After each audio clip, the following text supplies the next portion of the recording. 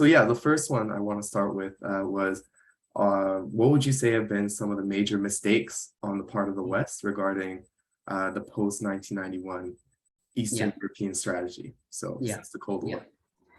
Yeah, well, obviously, I think mistake is a mild term. It was more, I would characterize the response of the West to the dissolution of the Soviet Union a missed opportunity.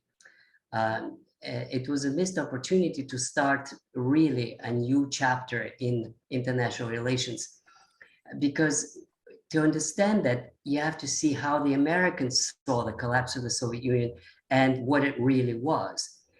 The Americans saw the collapse of the Soviet Union as their victory. See, they Yeah. defined it as their victory. We won in the Cold War. The war is to be won. Americans love to win, so they won it. Now, this is of course wrong, totally wrong, because the argument that the Soviet Union ran out of money because of the arms race is ridiculous.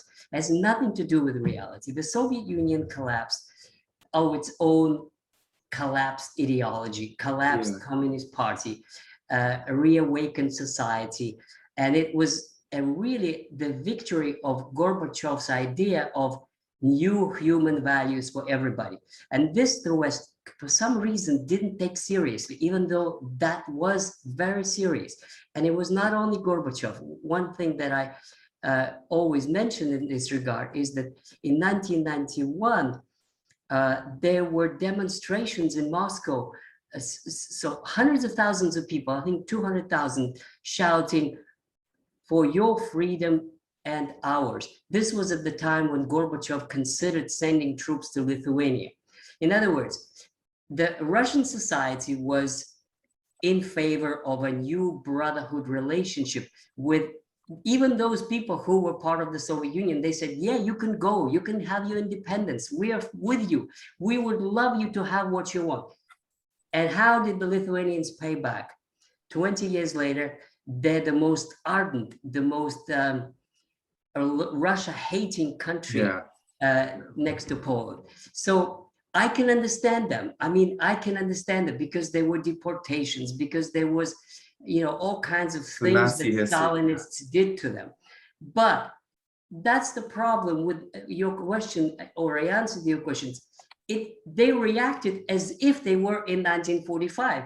Well, this was like 50 years later.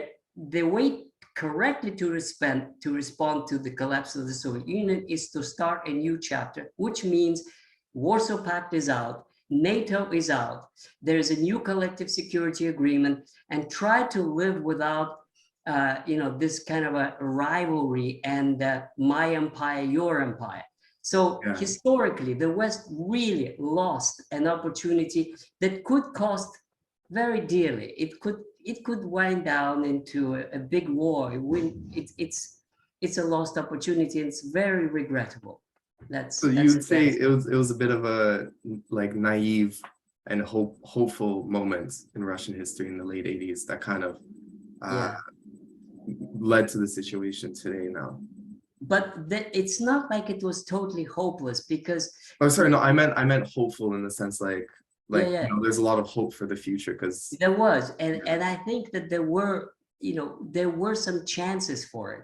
For example, when you would be totally amazing now to look at the pictures of Putin with Bush, and they were hugging each other and saying, "You're my friend."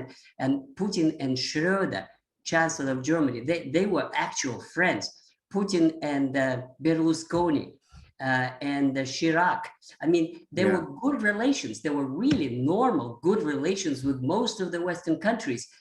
And for some reason, by 2007, when Putin gave a speech at Munich, and he said Americans don't want partners, they want subordinates, and they are building a single world, it all kind of fizzled out. And that is a shame. And one more point about this.